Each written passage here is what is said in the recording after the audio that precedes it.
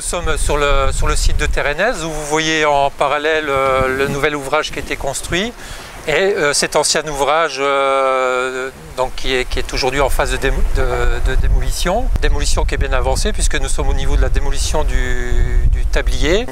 Dont la méthodologie a été mise au point sur la base d'une modélisation poussée de l'ouvrage à partir des nombreuses données d'entrée historiques sur cet ouvrage et puis modélisation faite par logiciel qu'on a pu recaler d'ailleurs à l'aide du suivi en permanence, je dirais, à la fois des pylônes et du tablier en termes de mouvement. Bon, ce qui nous a permis de bien valider chaque phase de déconstruction.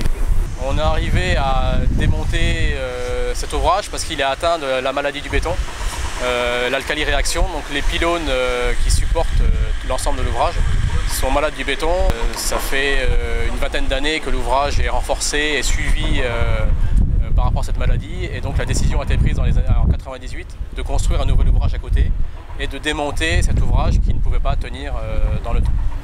Donc la construction du nouveau pont a eu lieu de 2007 à 2011 et ensuite on a étudié la faisabilité de démonter l'ouvrage en 2012, fait les appels d'offres en 2013 pour le démontage et depuis le début janvier on démonte l'ouvrage pour redonner plus de perspectives de vue sur le nouveau pont de Terenez, et on conserve la trace de cet ouvrage en gardant des avancées de l'ouvrage existant pour faire deux belvédères.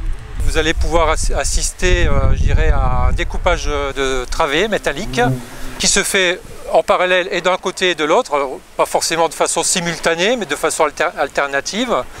Le groupement étant composé de deux entreprises, donc l'entreprise DSD et l'entreprise 4D, chacune se partageant donc les postes de travail de part et d'autre de cet ouvrage.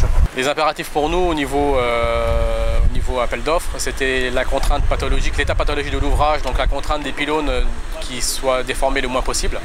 Donc on a imposé un déplacement en tête de pylône de plus ou moins 5 cm, c'est 50% de sa tolérance, pour conserver un équilibre général de l'ouvrage. Et ensuite les contraintes environnementales, où on devait ne rien faire tomber dans la rivière. En dessous de l'ouvrage, il y a la rivière qui s'appelle l'Aune. On est dans la rade de Brest, un site Natura 2000. On se devait de démonter l'ouvrage tronçon par tronçon pour ne rien faire tomber dans l'eau. On les déconstruit, c'est-à-dire qu'on enlève le tablier, puis on enlèvera les câbles et ensuite les pylônes et les travées d'accès. Donc il s'agit, je dirais, de déconstruire l'ouvrage à l'inverse de ce qu'il a été construit. Les choix techniques ont été faits